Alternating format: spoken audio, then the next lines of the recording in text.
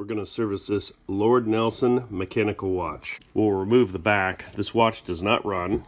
This part would be for anti-magnetism. Looks similar to the quality of the old Timex watches with the stamped steel.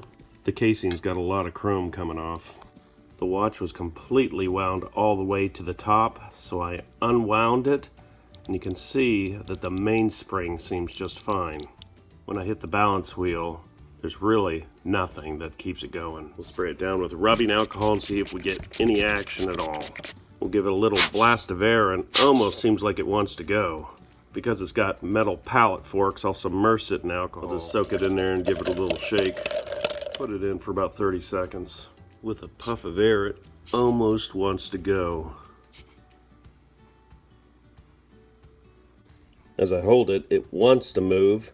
I'll go ahead and put it into some paint thinner.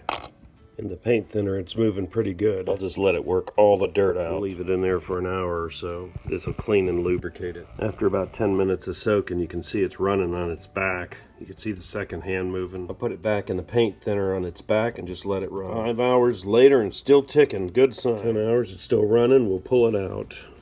Out of the fluid, it's running really nice. It's been running for a couple days. We can put everything back together. Polish everything up. It might be splotchy, but it's shiny. There's some deep scratches that we're going to have to pull out of the face. Start with 400 grit sandpaper. The crystal's really hazy, but we got to get the scratches out. The big scratches are out now. We'll go 800 grit. Just keep taking out the scratches. 400 grit scratches are gone. 1000 grit.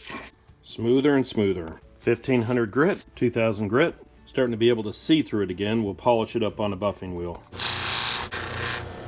Really starting to shine up. Almost looks new.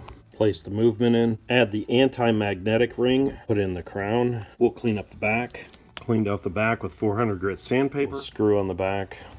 Now we've got a working Lord Nelson watch.